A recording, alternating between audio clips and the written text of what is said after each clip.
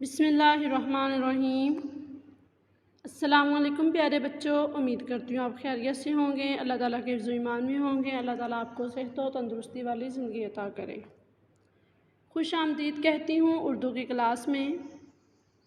سنہری بات: روشنی کی امید رکھو مگر امیدوں پر زندگی مت گزارو، یعنی کہ اگر کوئی بھی کام ہے ہمیں اس کے لیے ایک اچھی امید رکھنی چاہیے کہ یہ کام اچھا ہو جائے گا، مگر اس امید پر ہمیں اپنی زندگی نہیں گزارنی چاہیے۔ پیارے بچوں، اردو قواعد میں آج کا عنوان ہے ہم آواز الفاظ، ورک بک صفحہ نمبر 33۔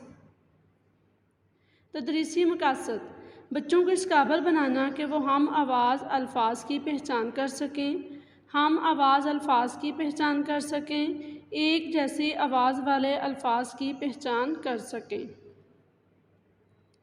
ہم آواز الفاظ۔ پیارے بچوں، اردو ورک بک صفحہ نمبر 33 کھولیے۔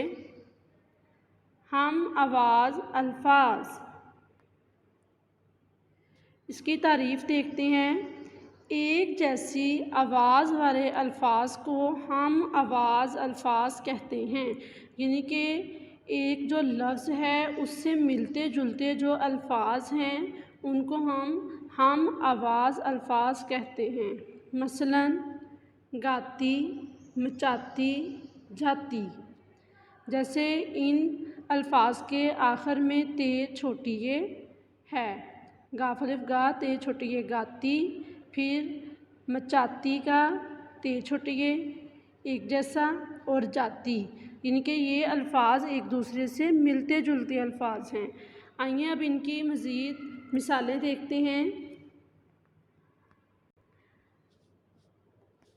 آن، اب ایک ورڈ ہے آن، اب اس سے ہم نے ملتے جلتے ہم آواز الفاظ بنانے ہیں۔